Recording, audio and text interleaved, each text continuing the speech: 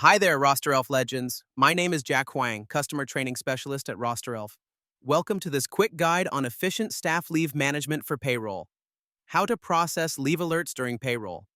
Click the leave alert that appears in RosterElf during your payroll cycle. This opens the staff member's leave entry so you can review it straight away. Tick the box next to the employee's name to select the request. This confirms the leave should be included in payroll. Enter the number of leave hours needed.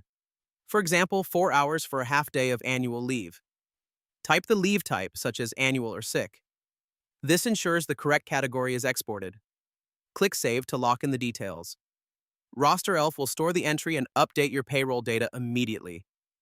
Thanks for watching. If you need a hand, our friendly support team is always here to help. Happy rostering and have an awesome day.